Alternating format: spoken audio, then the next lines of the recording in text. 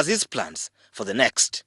Vice President Edward Sekandi, Prime Minister John Patrick Amama Mbabazi, and his Deputy General Moses Ali are in another world, dozing the evening away, indifferent to what their boss is communicating. Not far away, Finance Minister Maria Chiwanuka as well joins the party, an incident quite strange and happens probably only in Uganda and a few other places. Had the president not been the one delivering the speech, okay, he would be sleeping too.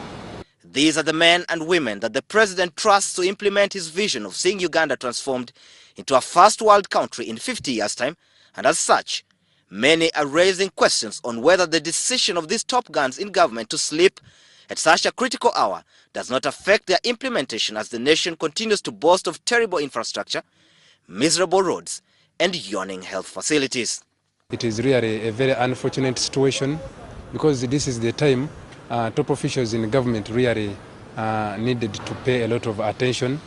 The same sleeping group is the one that the president enjoys working with. They are all tired, right from the president, the vice president, etc. Those are grandfathers who should, for the few hours they are awake, be playing with their grandchildren. As political leaders, they spearhead the transactions in ministries that are supposed to translate into effective service delivery. Probably the reason why most technocrats have emerged as power blocks, dictating events in the ministries. Indeed, the president at some point blamed some officials for not doing enough, citing Ministry of Health on maternal health and issues to do with NADS that the president says must be rethought. Billions have been swindled from the Office of the Prime Minister, Ministry of Finance, Ministry of Public Service and other government agencies, and as such, a joke has emerged that the money is often stolen as the political leaders retreat to slumberland. You cannot expect life to be better. One with a sleeping president, with a sleeping vice president, with a sleeping cabinet. If you looked at the red paper today, the headline is, "They have slept again."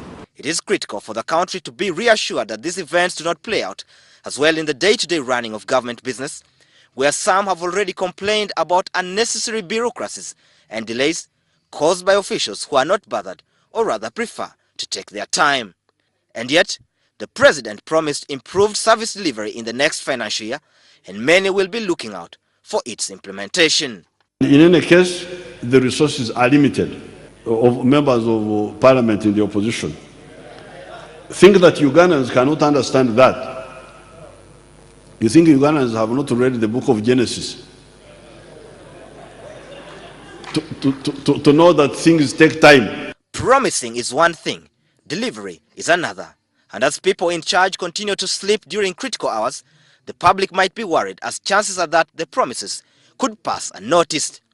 Some have argued that most top guns in government have since become weak, consumed by old age, yet they have never thought about hanging their political boots as the countries continue to suffer the repercussions of their tiredness. Surprisingly, even some younger people are falling prey to the sleeping bug. Sabiti Joseph, WS Television, from the Ugandan Parliament.